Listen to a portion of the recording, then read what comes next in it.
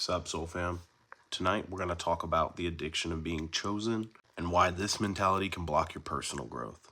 This is something a lot of people in the spiritual community tend to drift away from talking about.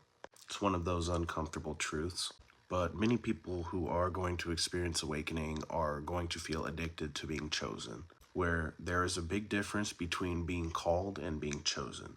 But needing to be feeling special because you were never seen is a part of this, because the majority of people don't understand that this is the beginning of healing. They just want an established identity, and they don't generally want discipline.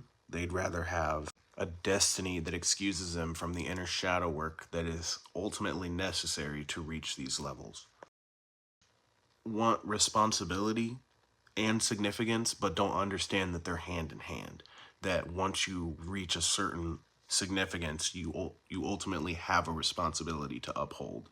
Being chosen doesn't mean you're exempt from the shadow work. It doesn't mean you are above correction, and it most certainly doesn't mean that you are further along than anybody else in the room or in general. Progress isn't linear. So this is your reminder: if your spirituality has you feeling better than other people, that's your ego in a robe. And this is your mirror. This is your message. Real awakening humbles you. Real awakening allows you to step into your authentic frequency and power without performance. If you are truly in alignment, you become more responsible, not more inflated. Let me break down my essential meaning. If you grew up misunderstood, unseen, unheard, not chosen, of course, being chosen by the universe is going to feel good.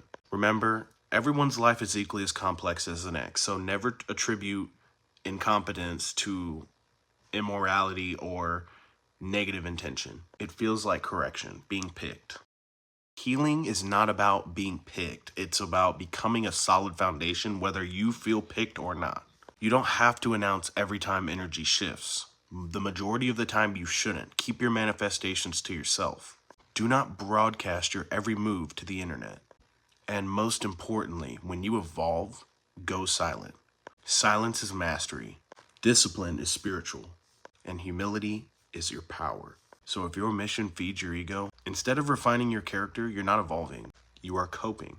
You are powerful, but check your ego. Those that are truly called do not need to prove to anyone. It speaks for itself. They just build.